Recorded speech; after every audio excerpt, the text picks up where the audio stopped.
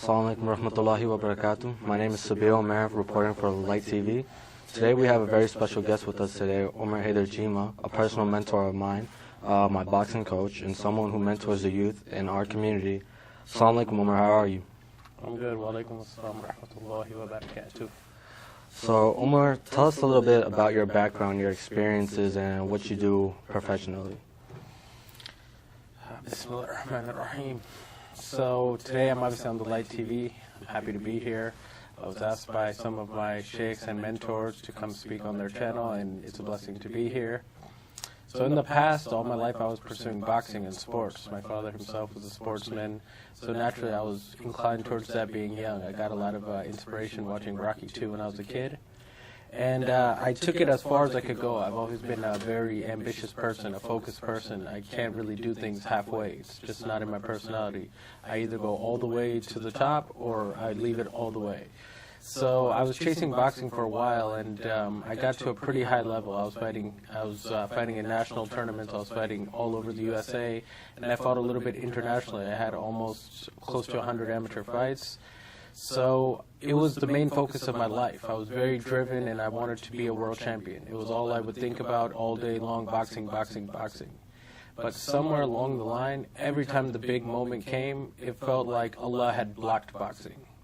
I would get sick. I wouldn't be able to make weight. The country would pull the funding, and I wasn't able to do the tournament. So after time, I ended up feeling discouraged and lost. And, you know, the lifestyle surrounding boxing, it comes with tons of negativity. There's partying, there's drinking, there's negative females, and everything that you're indulging in, it is all about becoming a superstar and me, me, me. Everything is about the ego. Everything is about becoming bigger, better, more successful, more cars. And on this journey, I came to a stop, because I was just totally depressed. What I felt like I was chasing was slipping away from me, and at that point I had no sense of direction. I ended up, you know, spending some time getting into a little bit of trouble, but when it really came down to me is I had all of these things. I had the money, I had whatever people were searching for today, and at the end I was still depressed. And I remember one day, maybe 3 years ago, I was in California and I was in a skyrise apartment. I was overlooking Hollywood, and I was thinking, this cannot be it.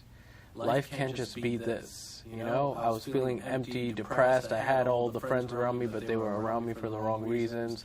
I had all the clothes, designer, whatever people are trying to have today. I had it, and I still felt empty. And I think that's the beginning of where I realized the truth had to be somewhere else.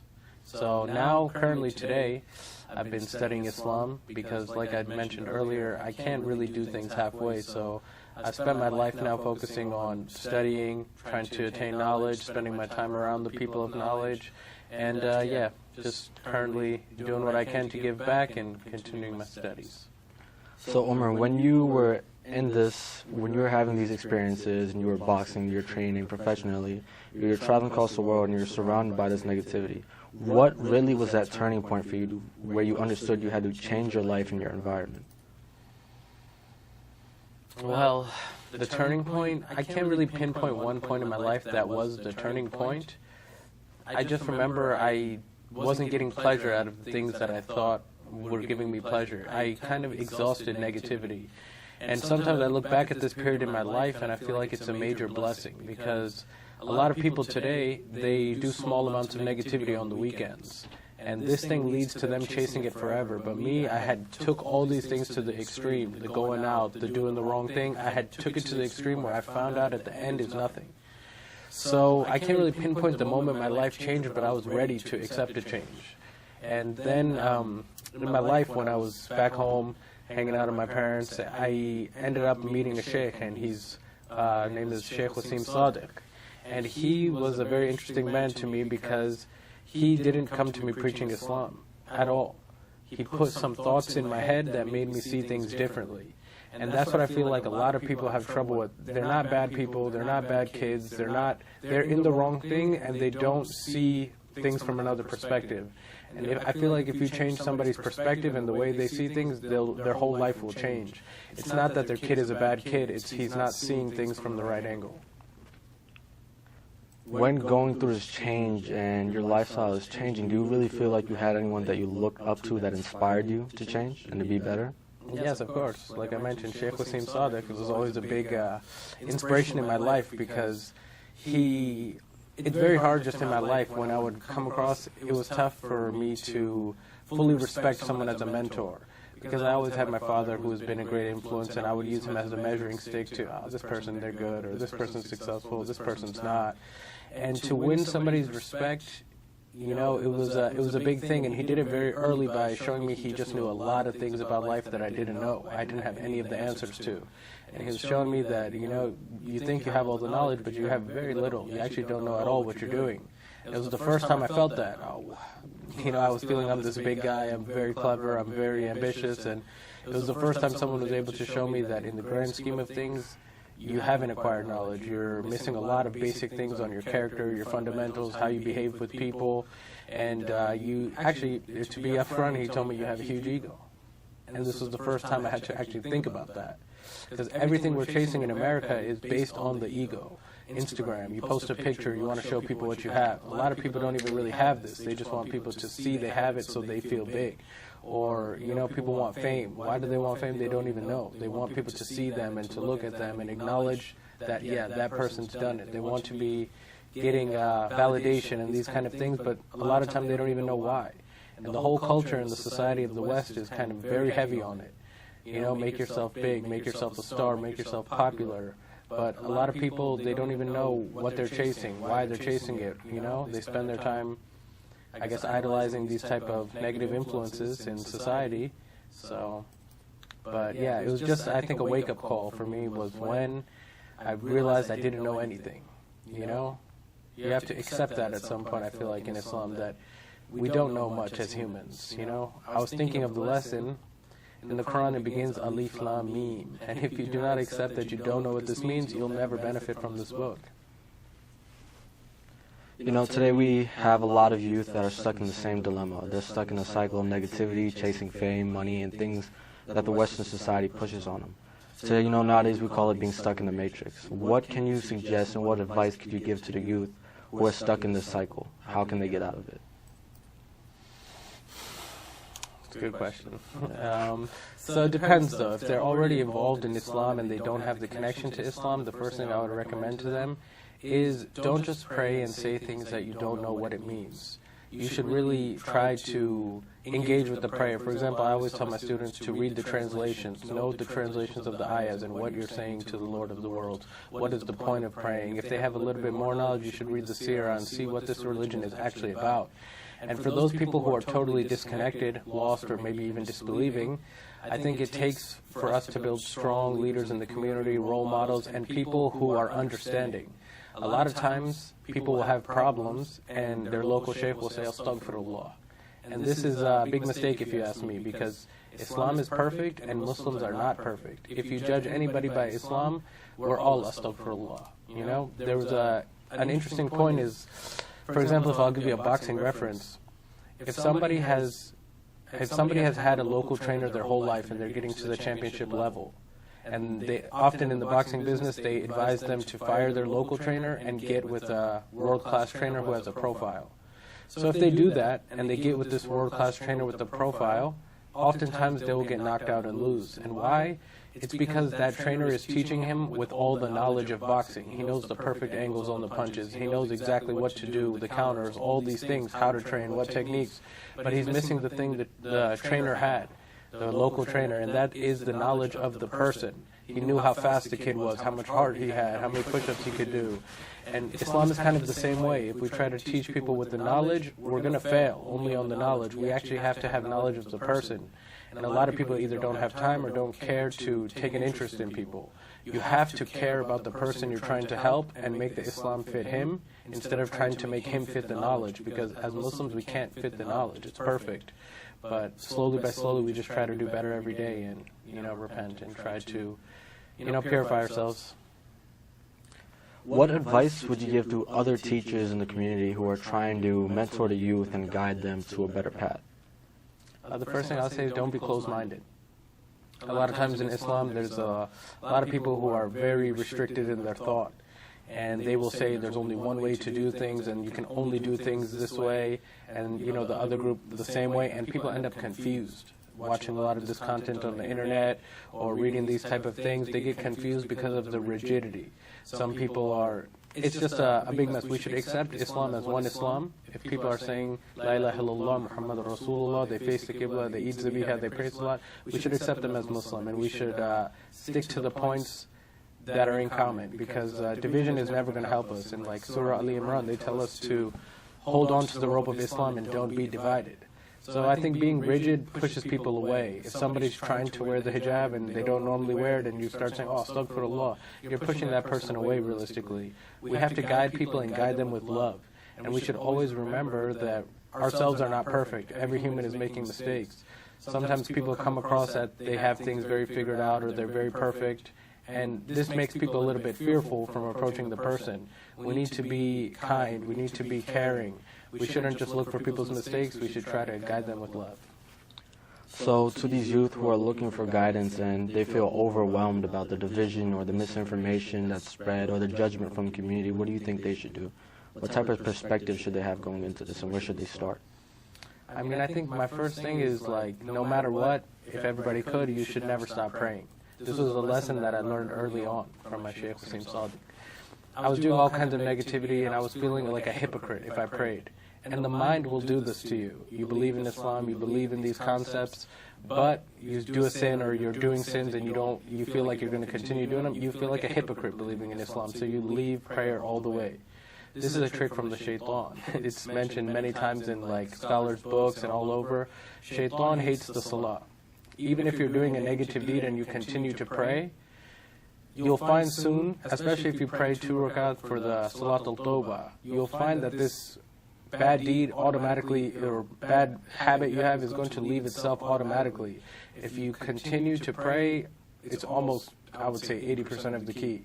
You know, you will find yourself happy, content, leaving the bad habits, and things will, it's just like, the analogy to give, maybe it's not the best, but it's like calling, you know, all the time you are phoning God. You know, you're having a close connection, an intimate relationship with Allah.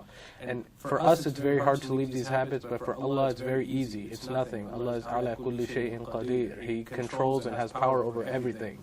If Allah wanted to give you wings, He can give you wings. It's not hard for Him. But for us, it seems impossible. So I think like prayer, having a connection, even on your own, even if you're not doing things in the best way, just try to establish your connection if you believe in Allah.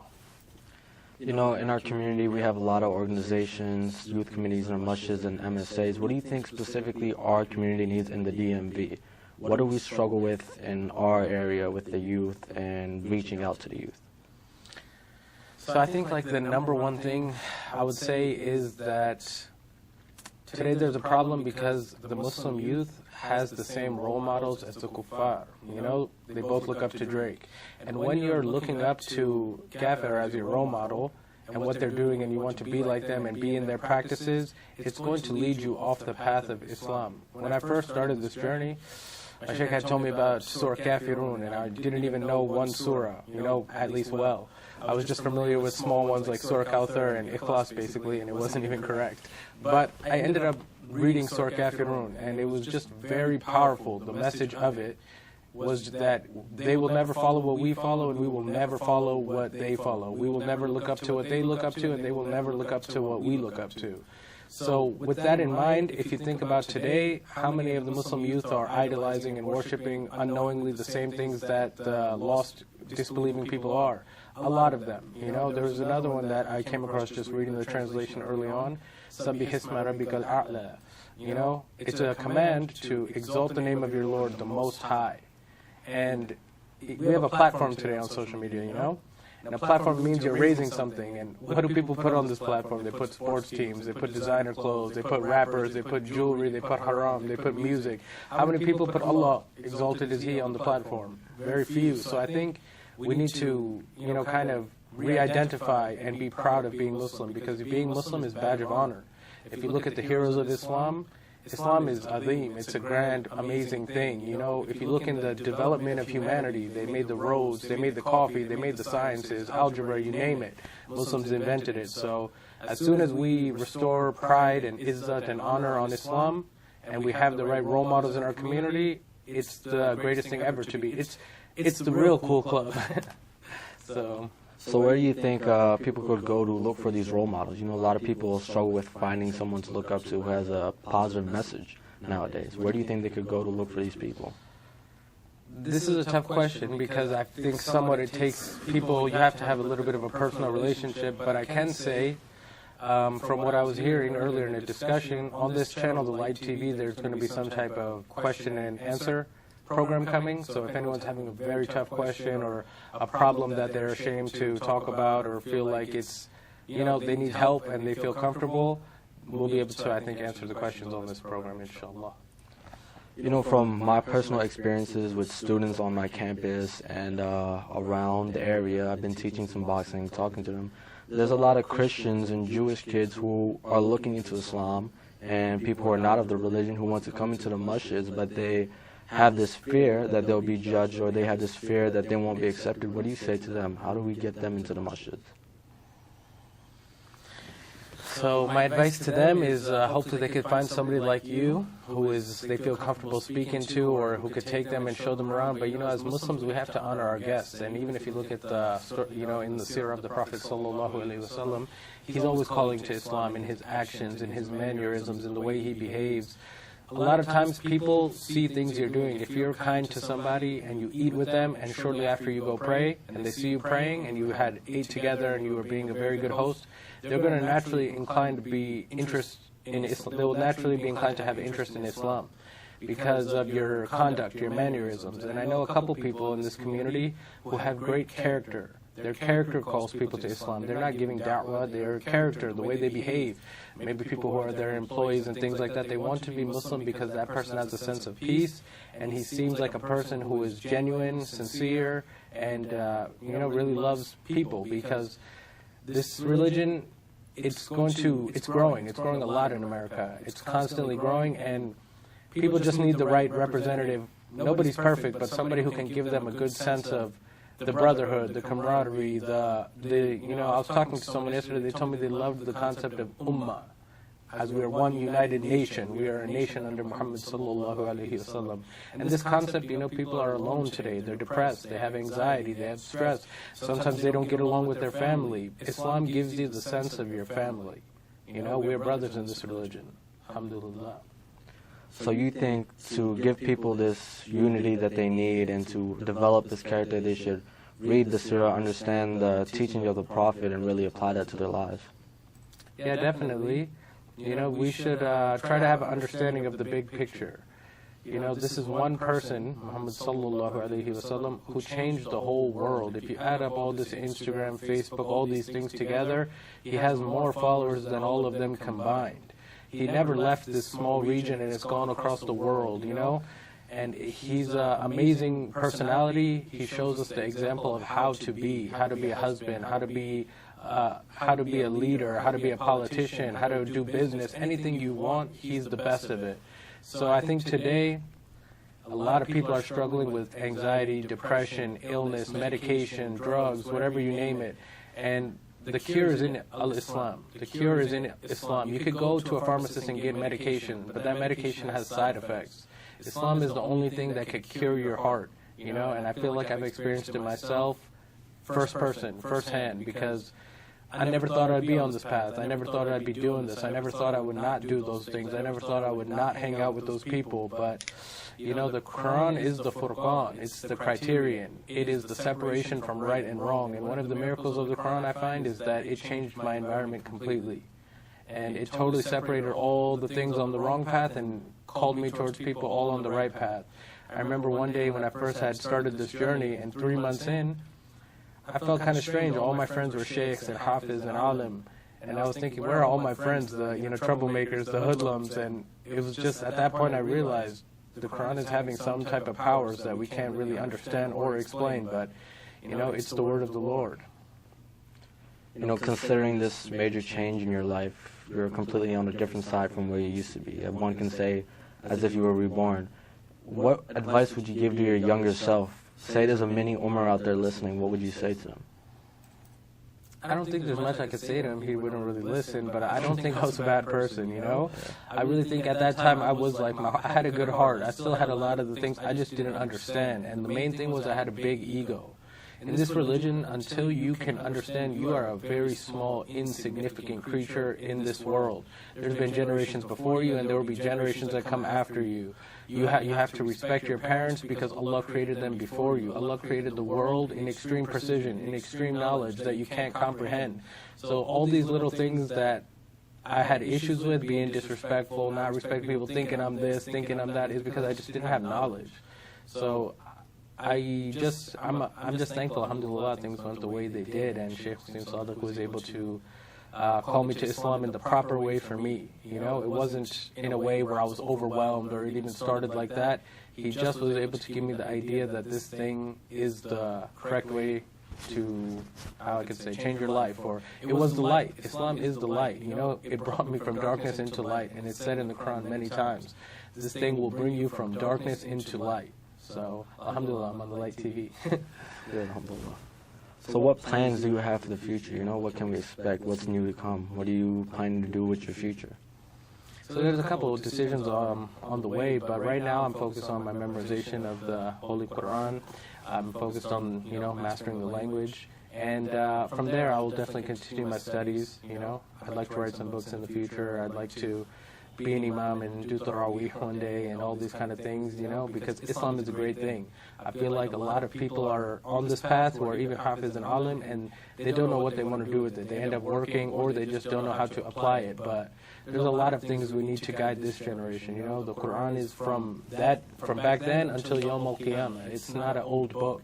All of it is applying to us, and it's addressing us directly. So I just have a lot of interesting ideas and things I'd like to carry out, but whatever Allah wills, inshallah. Inshallah. So do you have any final message to the youth, any piece of advice or anything they could reach out, say anything? What would you say to them? I would say humble yourself. Understand that you're nothing, and there's a key to success that I learned, and it just keeps working.